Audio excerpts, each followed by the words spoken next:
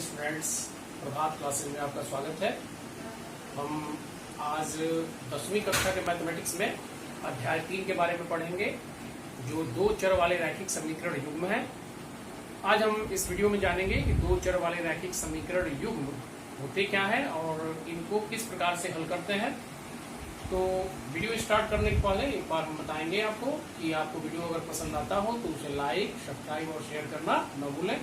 तो आइए चलते हैं हम अपनी वीडियो की तरफ। दो चर वाले रैखिक समीकरण युग्म समीकरण ax plus by plus c equal to 0 के रूप का, जहां a, b और c वास्तविक संख्याएं हैं और a is not equal to 0, b is not equal to 0, दो चरों में एक रैखिक समीकरण कहलाता है।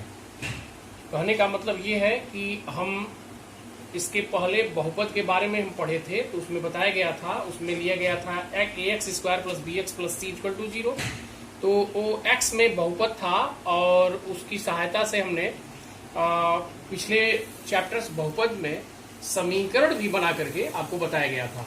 तो यहाँ पर हम देखेंगे कि ax plus B Y plus C equal to 0 समीकरण का मतलब होता है जिसमें दो साइड हो, यानी कि बायां पक्ष भी हो और दायां पक्ष भी हो। तो बायां पक्ष, जैसे मान लिया गया कि हमने आपसे कहा कि राम की आयु श्याम की आयु की 3 गुनी है, तो हम कुछ उसको मान करके लगाते हैं। जैसे मान लिया गया कि राम की आयु को हम x अगर मानते हैं और श्याम की आयु को अगर हम y मानते हैं, तो यह समीकरण बनाने के लिए हम कहेंगे राम की आयु श्याम की आयु की 3 गुनी है। इसमें जब हम 3 से गुना कर देंगे तो यह इसके बराबर हो जाएगा। तो ये एक हमको समीकरण प्राप्त होगा, यानी कि समीकरण का अर्थ होता है कि जितना मान बाएं पक्ष का हो उतना ही मान दाएं पक्ष का हो। तो यहाँ पर हम देख रहे हैं दो चर है, x और y। तो दो चर वाले रैखिक समीकरण युग्म को हम इस रूप में लिखते हैं ax plus B Y plus C equal to 0 के रूप में। और जैसे मान लिया गया कोई हम समीकरण लिखते हैं 3x plus 2y plus 9 is equal to 0, तो हम देखेंगे कि जब इस समीकरण से इस समीकरण की तुलना हम करेंगे तो a की जगह पर हम लिखेंगे a is equal to 3, b is equal to y का गुणांक b हमारा होता है 2, और जो हमारा कांस्टेंट c होता है अचर पद, वह 9 के बराबर हो जाएगा। तो यहाँ पर हम देखेंगे कि यह जो इक्वेशन हमारा है वह है 3x plus 2y plus 9 is equal to 0, जिसमें हमने a, b, c की वैल्यू लिख ली। अगर हम एक इक्वेशन और लिखते हैं, जैसे मान लिया गया एक इक्वेशन में लिखा 2x minus 3y is equal to 0, तो यहाँ पर हम देखेंगे कि ये भी दो चर वाले रैखिक समीकरण ही है, क्योंकि इसमें लेफ्ट हैंड साइड और राइट हैंड साइड है। और इसमें x, a, b और c की वैल्यू अगर लिखनी हो तो ये x का जो गुणांक होता है, यानी इसका x का गुणांक वह a कहलाता है। तो x का गुणांक आप यहाँ पर देखेंगे तो a इज इक्वल टू 2 हो जाएगा, और b is equal to y का गुणांक जो हमारा है वो -3 के बराबर हो जाएगा। और यहाँ पर अचर यानी कि कांस्टेंट c नहीं है, तो c की वैल्यू यहाँ पर 0 हो जाएगी। तो इस प्रकार से हम समीकरण से a, b, c की तुलना करते हैं। एक समीकरण और हम लेते हैं। मान लिया एक समीकरण है x is equal to 5, x is equal to 5 भी एक समीकरण है। तो इसमें हम देख रहे हैं y नहीं है, एक ही चर है। तो एक ही चर है तो इसको हम लेफ्ट हैंड साइड में लाएंगे, तो ये हो जाएगा x minus 5 is equal to 0। जब इस समीकरण से इस समीकरण की हम तुलना करेंगे तो a बराबर 1 हो जाएगा। यहाँ पर x का गुणांक 1 है, यहाँ पर देख रहे हैं y नहीं है, तो b इक्वल टू 0 हो गया और c इक्वल टू -5 हो जाएगा अचर पद। लेकिन यहाँ पर हमने आपको बताया था कि दो चर वाले रैखिक समीकरण में a और b की वैल्यू शून्य नहीं होती है, क्योंकि यहाँ पर देख रहे हैं आप b की वैल्यू जब शून्य हो गई है तो इस समीकरण में y का अस्तित्व नहीं है। इसका मतलब ये दो चर वाला रैखिक समीकरण नहीं कहलाता है। इसका ये मतलब हो गया कि दो चर वाले रैखिक समीकरण में हमेशा a और b की वैल्यू शून्य नहीं हो सकती, बाकी यहाँ पर कोई भी वैल्यू हो सकती है। c की वैल्यू शून्य भी हो सकती है और वास्तविक संख्याओं में कोई भी वैल्यू हो सकती है। तो चलिए अब हम इस कुछ और चीजों को जानते हैं। एक समीकरण हमने लिखा x बराबर y धन a, एक समीकरण हमने लिख दिया। तो यहाँ पर हम देख रहे हैं केवल एक समीकरण लिखा गया है। इसको हम इस रूप का भी बना सकते हैं, इसको लेफ्ट हैंड साइड में लाकर और इज इक्वल टू 0 करके हम a, b, c की वैल्यू बता देंगे। लेकिन यहाँ पर हम आपको बता रहे हैं कि इसको जो है यक्स का मान रखते जाएंगे तो वाई का मान मिलता जाएगा। जैसे मान लीजिए कि ये एक समीकरण है, यक्स बराबर वाई धन 1। अगर हम वाई का मान कुछ भी रखेंगे तो यक्स का मान निकल जाएगा। अगर हम वाई की जगह पर 2 रखते हैं तो यक्स का मान हमारा आ जाएगा 2 और 1 3 हो जाएगा, यक्स बराबर 3 हो जाएगा। अगर वाई का मान हम 0 रखते हैं तो एक्स बराबर हो जाएगा 0 में जब 1 जोड़ेंगे तो 1 आएगा। अगर y का मान हम -4 रखते हैं, कोई भी मान हम ले सकते हैं, तो -4 यहाँ रखेंगे तो -4 में से 1 घट जाएगा, माइनस और प्लस में माइनस हो जाएगा, तो यक्स का मान जो है वह -3 के बराबर आ जाएगा। कहने का ये मतलब है जब एक समीकरण रहता है तो उस समीकरण में x अथवा y का कोई भी मान रखते हैं तो उन दोनों में से एक मान रखने पर दूसरे का मान निकल जाता है, अर्थात एक समीकरण के अनंत हल होते हैं। यानी कि एक समीकरण कर दिया हो तो उसमें x y का अनंत मानों को संतुष्ट करेगा। यानी कि अब हम इसको देखेंगे कि अगर हमने आपको बताया था कि रैखिक का मतलब होता है, हमने प्रीवियस वीडियो में आपको बताया था रैखिक, तो रैखिक का मतलब होता है रेखा। तो अगर हम इसको x y तल में बनाते हैं, कोई भी रैखिक समीकरण को अगर हम x y तल में लेते हैं तो उसका जो ग्राफ बनता है वह दोनों अक्षों को कहीं न कहीं से काटता है। जैसे मान लीजिए ऐसे हो गया, ऐसे हो गया, ऐसे हो गया, यक्स वाई ये तल है, इसमें हम कोई भी रैखिक समीकरण यानी 2 चर वाले रैखिक समीकरण को लेते हैं और उस समीकरण में यक्स और वाई का मान रखते चले जाते हैं कोई भी, तो यहाँ पर जब हम मान रखते हैं तो हमारा ग्राफ ये यक्स और वाई अक्ष को कहीं न कहीं से काटते हुए निकलता है। जैसे मान लिया गया, हमने भी थोड़ी देर पहले बताया, ये ऐसे भी निकल सकता है, ऐसे भी निकल सकता है, ऐसे भी निकल सकता है, यानी यक्स और वाई को कहीं न कहीं प्रतिच्छेद करता है। तो चलिए अब कुछ हम और चीजों को सीखते हैं। यहाँ पर लिखा हुआ है 2 चर वाले रैखिक समीकरण युग्म। युग्म का मतलब होता है जोड़ा, यानी कि अब हम ऐसा समीकरण लेंगे जिसमें 2 समीकरण। तो चलिए हम एक समीकरण लेते हैं ax plus by plus c is equal to 0। वही एक समीकरण है, लेकिन हम 2 समीकरण लेंगे तो इसको हम लिखते हैं a1x plus b1y plus c1 is equal to 0। और एक समीकरण को हम लेते हैं a2x plus b2y plus c2 is equal to 0। ये हमारा 2 समीकरण हो गया, 2 चरों में यक्स और वाई में 2 समीकरण हो गया। अब इस 2 समीकरणों को हम हल ग्राफ के माध्यम से कैसे करते हैं इसको हम सीखेंगे। तो यहाँ पर हम देखेंगे कि कोई भी 2 रेखाएं जब होती हैं तो उसके 3 कंडीशन होते हैं। 3 कंडीशन, जैसे मान लिया गया कि पहला एक कंडीशन है कि जब रेखाएं, जैसे मान लिया गया कि ये चीजें हैं, ये है, तो इस रेखा को हमने L1 ले लिया, इस रेखा का नाम हमने L2 ले लिया। तो हो सकता है इसका ग्राफ हमने बनाया, यानी इस रेखा का ग्राफ हमने बनाया और ये एक्स वाई तल में, एक्स और वाई तल में कुछ इस प्रकार का आया। यह हमारा L1 रेखा हो गया, पहला वाला रेखा हो गया। और जो दूसरा वाला रेखा होता है, यानी कि दूसरी हमारी जो रेखा है a2x plus b2y plus c2 equal to 0, यानी कि L2, हो सकता है कि यह L2 ग्राफ खींचने पर इस प्रकार का आया, इस प्रकार का आया, ये L2 ग्राफ हो गया। तो इस रेखा और इस रेखा को हम देखेंगे कि यह दोनों रेखाएं एक बिंदु पर प्रतिच्छेद की हैं। तो जब 2 रेखाएं यानी कि 2 समीकरण एक बिंदु पर प्रतिच्छेद करते हैं तो उनके केवल और केवल एक हल संभव होते हैं। यानी कि यदि L1 और L2 एक दूसरे को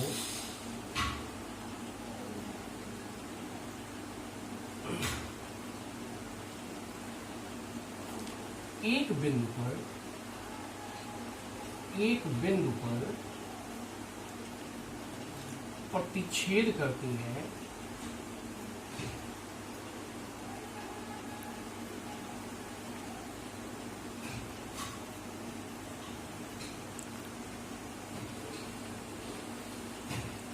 तब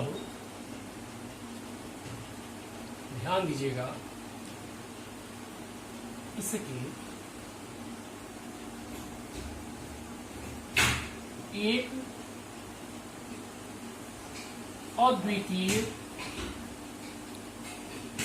अद्वितीय का मतलब केवल एक हल संभव होता है। अद्वितीय हल संभव होता है।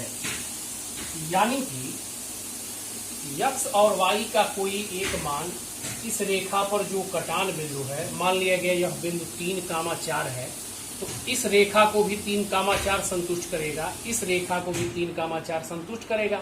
यानी x बराबर 3 और y बराबर 4 पर यह दोनों रेखाएं संतुष्ट करेंगी एक बिंदु पर। तो एक बिंदु पर यह अगर ये कट रहा है यानी कि प्रतिच्छेद कर रहा है, तो इस कंडीशन में इस रेखा का केवल एक हल होता है। और इस कंडीशन में होता है a1 में जब a2 का डिवाइड करते हैं, a1 में a2 का डिवाइड करते हैं और b1 में b2 का डिवाइड करते हैं, तो यह दोनों बराबर नहीं आता है। तो इस कंडीशन में होता है a1 upon a2 is not is equal to b1 upon b2। यानी कि अगर आपसे पूछा जाएगा कि यदि a1 अपान a2 यानी दोनों समीकरण में x का गुणांक और उसका भाग यदि दिया जाए और इस समीकरण में दोनों समीकरण में y के गुणांकों से भाग दिया जाए, तो ये दोनों कभी बराबर नहीं आते हैं। तो इस कंडीशन में एक हल संभव होता है। ध्यान दीजिएगा, दूसरा हमारा जो कंडीशन है वो लिखा है यदि रेखाएं L1 और L2 समांतर हो तब समीकरण का कोई हल संभव नहीं होता। कहने का ये मतलब है कि एक रेखा को हमने ग्राफ पर ट्रेस किया और वो जो है कुछ इस प्रकार का आया, जैसे मान लिया गया इस प्रकार का आया, यह रेखा इस प्रकार का आया, ये L1 रेखा है। दूसरा हमने ग्राफ जब बनाया दूसरे समीकरण का, तो वह इसके पैरेलल आ गया, समांतर आ गया। यानी कि a1x plus b1y plus c1 equal to 0 इस रेखा का समीकरण है, और इस रेखा का समीकरण a2x plus b2y plus c2 equal to 0। दोनों को हमने ग्राफ पर देखा कि यह दोनों रेखाएं समांतर आ गई, अर्थात यह दोनों रेखाएं बढ़ाने पर एक दूसरे को कहीं प्रतिच्छेद नहीं करेंगी। तो जब प्रतिच्छेद नहीं करेंगी तो इसका कोई हल संभव नहीं होता है। तो इस कंडीशन में a1 में जब a2 का भाग देते हैं, a1 अपान a2, तो ये बराबर आता है b1 अपान b2 के, लेकिन ये c1 अपान c2 के बराबर नहीं आता है। यह जो है हमारा दूसरा कंडीशन हो गया। यानी कि जब रेखाएं आपस में समांतर होती हैं तब इस कंडीशन में इस समीकरण के कोई हल संभव नहीं होते हैं। और इस प्रकार a1 upon a2 is equal to b1 upon b2 is not equal to c1 upon c2 होता है। अब हम इसका तीसरा कंडीशन जानेंगे। यदि रेखाएं L1 और L2 संपाती हो, संपाती का मतलब दोनों रेखाएं एक ही रेखा को प्रदर्शित करती हो। जैसे मान लिया गया कि एक रेखा हमने खींचा, कुछ इस प्रकार का आया, L1 इस प्रकार का आया, और L2 भी खींच रहे हैं तो इसी पर आ जा रहा है L2 भी, यानी कि दोनों रेखाएं एक ही रेखा पर आ जा रही हैं। तो पहली रेखा और दूसरी रेखा जब एक ही रेखा पर आ जा रही हैं तो ऐसे कंडीशन को हम संपाती कंडीशन कहते हैं। तब समीकरण का अनंत हल संभव होता है। और इस कंडीशन में a1 upon a2 is equal to b1 upon b2 is equal to c1 upon c2 होता है।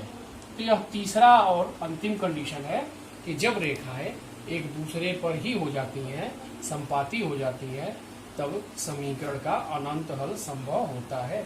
और इस प्रकार a1 upon a2 equal to b1 upon b2 equal to c1 upon c2 होता है। अब हम इसकी सहायता से प्रश्नावली 3.1 का पहला सवाल देखते हैं। प्रश्नावली 3.1 पहला सवाल, आफताब अपनी पुत्री से कहता है 7 वर्ष पूर्व मैं तुमसे 7 गुनी आयु का था, अब से 3 वर्ष बाद मैं तुमसे केवल 3 गुनी आयु का रह जाऊंगा। इस स्थिति को बीजगणितीय एवं ग्राफीय रूपों में व्यक्त कीजिए। सबसे पहले हम इसको बीजगणितीय रूप में व्यक्त करेंगे, तत्पश्चात दोनों समीकरणों को हम ग्राफीय रूप में व्यक्त करेंगे। तो चलिए हम इस पहले प्रश्न को ठीक से समझ करके हल करते हैं। आफताब अपनी पुत्री से कहता है, जब भी आयु संबंधी प्रश्न आते हैं तो वर्तमान आयु ही माना जाता है। तो हमने यहाँ पर लिखा है, माना आफताब की वर्तमान आयु x वर्ष, वर्तमान आयु पहले माना जाता है, वर्तमान आयु x वर्ष और उसकी पुत्री की वर्तमान आयु y वर्ष है। इसका मतलब हमने आफताब की आयु को x वर्ष माना और उसकी पुत्री की आयु को y वर्ष माना। यहाँ पर लिखा हुआ है 7 वर्ष पूर्व, तो 7 वर्ष पूर्व दोनों 7 वर्ष कम के रहे होंगे। तो यहाँ पर लिखा हुआ है 7 वर्ष पूर्व आफताब की आयु x पहले है, वर्तमान में है, 7 इसमें से घटा देंगे तो 7 वर्ष पूर्व आफताब की आयु x - 7 x ऋण 7 वर्ष और उसकी पुत्री की आयु y ऋण 7 वर्ष थी। अब यहाँ पर कह रहा है कि 7 वर्ष पूर्व यानी कि दोनों की 7 वर्ष पूर्व की आयु x ऋण 7 और y ऋण 7 थी, लेकिन वो कह रहा है कि मैं तुमसे 7 गुनी आयु का था। तो अब हम यहाँ पर समीकरण कैसे बनाते हैं? आफताब की आयु x ऋण 7 थी 7 वर्ष पूर्व और उसकी पुत्री की आयु y ऋण 7 वर्ष थी। तो आफताब की आयु पुत्री की आयु की 7 गुनी है। तो जब इसको हम बराबर करेंगे यानी समीकरण के रूप में व्यक्त करेंगे तो पुत्री में अगर हम 7 से गुणा कर दें तो यह पिता के बराबर आ जाएगी। जैसे कि अगर पिता 35 वर्ष का है, पुत्री 5 वर्ष की है, तो 35 में ये पिता है, ये पुत्री है, तो 5 और 35, तो अगर दोनों को हम बराबर करना चाहते हैं तो इसमें अगर हम 7 से गुणा कर दें पुत्री में तो पिता के वह बराबर आ जाएगी। तो इस प्रकार हमारा पहला समीकरण इस प्रकार का होगा। इसको थोड़ा और सरल करेंगे तो आएगा x ऋण 7 बराबर, इसका अंदर गुणा करेंगे तो आएगा 7y ऋण 49। अब हम x के पदों में इसको हम लिख सकते हैं। तो यहाँ पर आ जाएगा हमारा x बराबर, ये ऋण 7 उधर चला जाएगा तो आएगा 7y ऋण 49 और ये ऋण 7 जब दाहिने पक्ष में जाएगा तो धन 7 हो जाएगा। अब 49 में से 7 घट जाएगा तो x बराबर आएगा 7y ऋण 42। ये हमारा पहला समीकरण हो जाएगा। दूसरी स्थिति में कह रहा है अब से माने वर्तमान से 3 वर्ष बाद। तो यहाँ पर जैसे हमने 7 वर्ष पूर्व लिखा था वैसे ही अब 3 वर्ष बाद का उम्र देखा जाए तो 3 वर्ष बाद आफताब की आयु x धन 3 वर्ष और उसकी पुत्री की आयु y धन 3 वर्ष होगी। तब अब दूसरे शर्त में ये कह रहा है मैं तुमसे केवल 3 गुना ही रह जाऊंगा।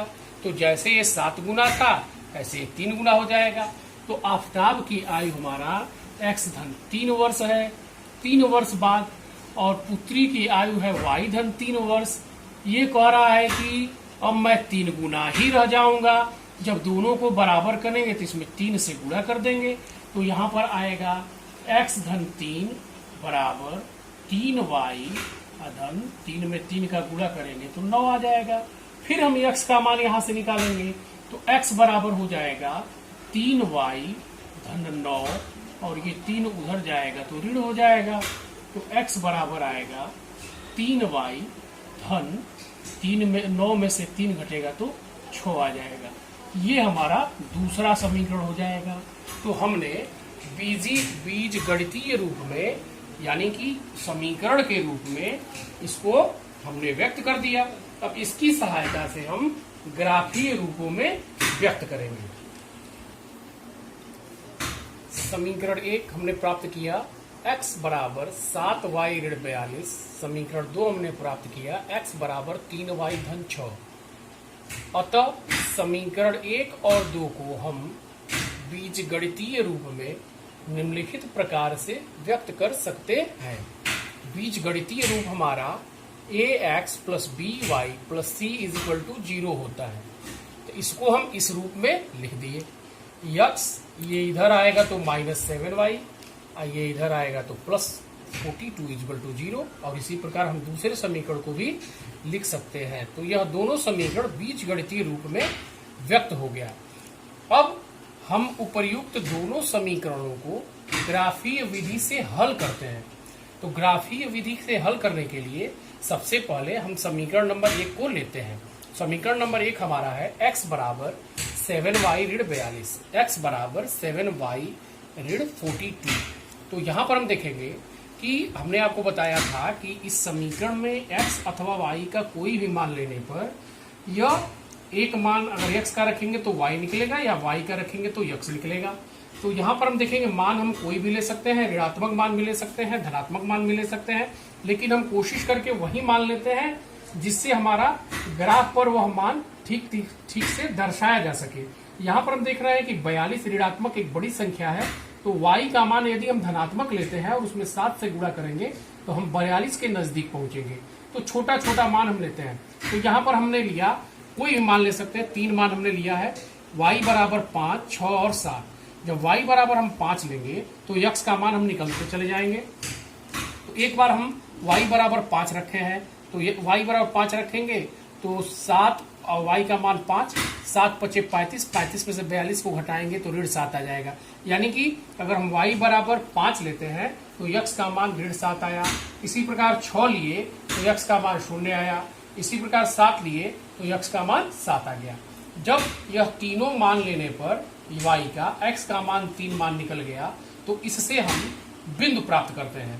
तो एक मान हमारा आ गया। अतः समीकरण 1 से प्राप्त बिंदु a, एक बिंदु हमने जिसका नाम a लिया और उस बिंदु का निर्देशांक हो जाएगा ऋण 7, 5। ऋण 7 x का मान है और y का मान 5 है। दूसरा निर्देशांक हो गया 0, 6। तीसरा हो गया 7, 7। तो हमने 3 बिंदु प्राप्त किए। आप अपने सुविधानुसार यहाँ y का कुछ और मान भी ले सकते हैं और 3 के अलावा 4 या 5 मान भी ले सकते हैं। इसी प्रकार हम दूसरे समीकरण को देखेंगे। दूसरा समीकरण हमारा है x बराबर 3y धन 6। यहाँ पर हम देख रहे हैं ये धनात्मक मान है, तो हम कुछ ऋणात्मक मानों को लेकर इसका मान सरल कर सकते हैं। तो यहाँ पर हमने लिया y बराबर ऋण 1, ऋण 2 और ऋण 3। तो यहाँ पर जब हमने y बराबर ऋण 1 और ऋण 2 और ऋण 3 रखा इस समीकरण में, समीकरण नंबर 2 में, तो हमारा x का 3 मान निकला, ऋण 3, 0 और ऋण 3। इस प्रकार हमारा 3 बिंदु दूसरे समीकरण से प्राप्त हुआ। 3, ऋण 1, बिंदु D 3, ऋण 1, बिंदु E 0, ऋण 2, बिंदु F ऋण 3, ऋण 3। तो यह दोनों समीकरणों से हमने भिन्न भिन्न बिंदुओं को प्राप्त किया।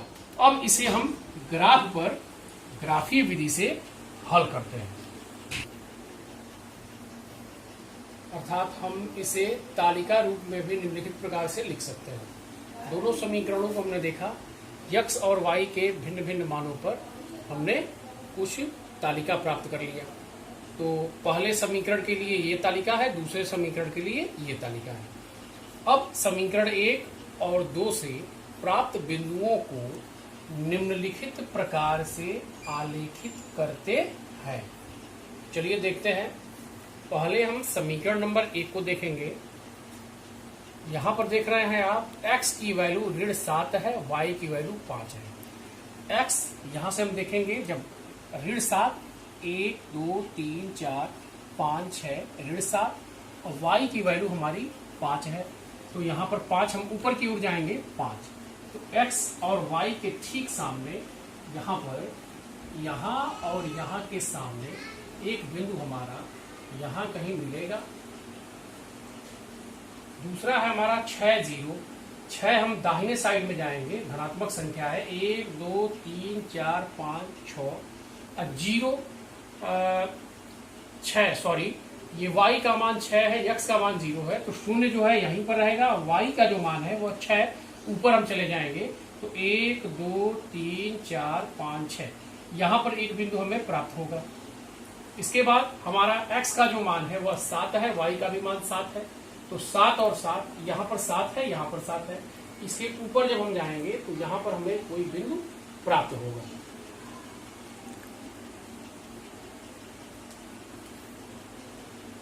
तो यहां पर एक बिंदु हमारा A था जिसका निर्देशांक था 7.5, B बिंदु 6, यहां पर B बिंदु है, इसका निर्देशांक हमारा था 0 और 6, और तीसरा हमारा बिंदु हमने C लिया था और इसका निर्देशांक था 7 और 7। जब हम तीनों बिंदुओं को एक लाइन मिलाते हैं तो ये तीनों बिंदुएं सीधी लाइन में मिलती हैं।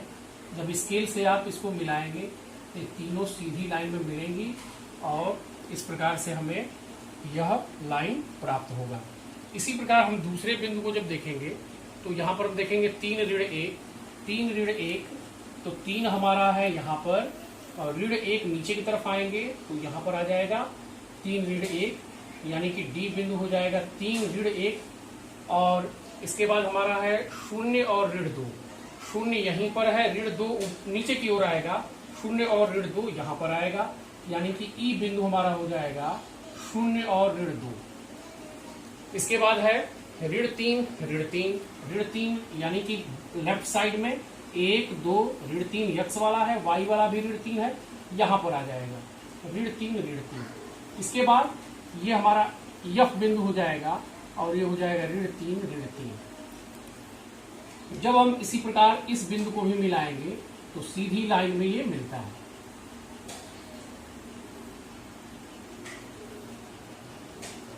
तो हमने इस वीडियो में यानी कि इस प्रश्नावली में पहले सवाल में पढ़ा कि बीजगणितीय रूप में किसी समीकरण को कैसे लिखते हैं और उसकी सहायता से हम ग्राफीय विधि से इसे कैसे हल करते हैं। तो आज के वीडियो में इतना ही, शेष अगले वीडियो में आएगा। धन्यवाद।